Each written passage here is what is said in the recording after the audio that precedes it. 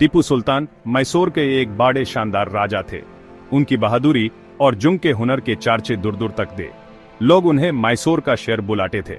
टीपू सुल्तान ने British east India company से डटकर मुकाबला किया। उन्होंने बड़ी ही बहादुरी और दृढ़ता से अपने रूल्य की रक्षा की। टीपू सुल्तान का जन्म 1750 में हुआ था। वो मैसूर के राजा हैदर अली के बेटे थे। टीपू सुल्तान ने छोटी उम्र से ही जुंग के दाव पेंच और राजकाज सीखा। वह तलवारबाजी में माहिर और एक बुद्धिमान आर्मीपति थे। साथ ही वह एक विद्वान और कवि भी थे। टीपू सुल्तान कई गुणों के धनी इंसान थे।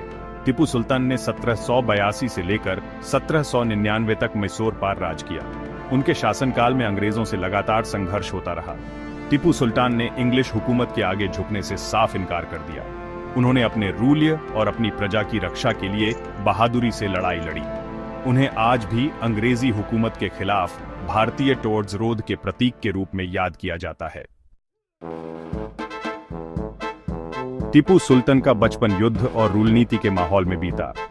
उनके पिता हैदर अली एक शक्तिशाली शासक थे जिन्होंने मैसूर रूल्य का विस्तार किया था। टीपू सुल्तान अपने पिता के साथ फौजी अभियानों पर जाते थे। उन्होंने युद्ध कला को खुद देखा और सीखा। हैदर अली ने अपने बेटे को उत्तम शिक्षा दिलाई। टीपू सुल्तान अनेक भाषाओं, गणित और सैन्य रणनीति में माहिर थे। उन्होंने दुनिया भर के युद्ध रिलेशनशिप ग्रंथों का अध्ययन किया। वह युद्ध में रॉकेट के इस्तेमाल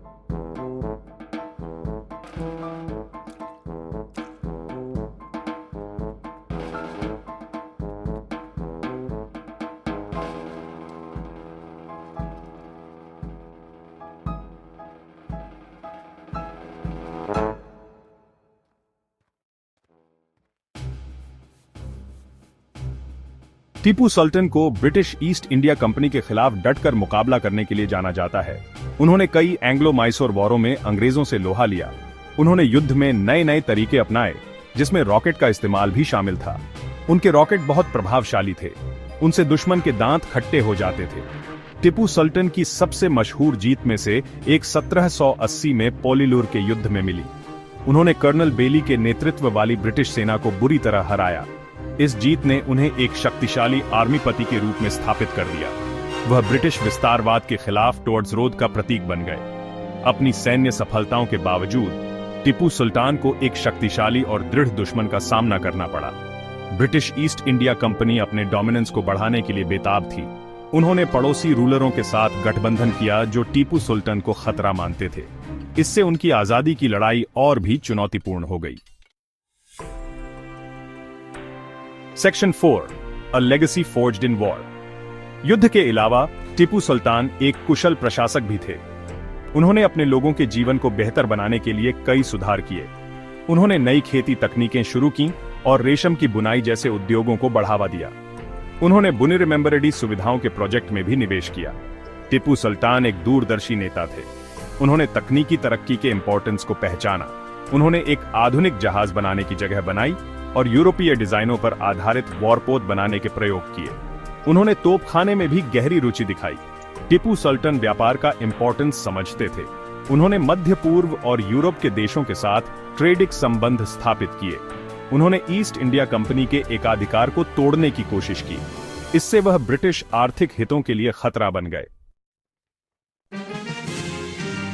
section 5 the tigers enduring stripes. 1799 में टीपू सुल्तान का शासनकाल एक दुखद अंत हुआ। वह अपनी रूलधानी श्रीरंगपट्टनम को ब्रिटिश आर्मियों से बचाते हुए मार डाले गए। उनकी मृत्यु ने भारतीय इतिहास में एक नया मोड़ ला दिया। मैसूर का रूल्य ब्रिटिश नियंत्रण में चला गया। अपनी हार के बावजूद टीपू सुल्तान की विरासत बरकरार रही। वह ब्रिटिश साम किंगडमवाद के खिलाफ टॉर्च रोड के प्रतीक बन गए। उनके साहस और देशभक्ति ने पीढ़ियों को प्रेरित किया। उन्हें एक राष्ट्रीय नायक के रूप में याद किया जाता है। आज भी टीपू सुल्तान की विरासत पर बहस और चर्चा होती रहती है।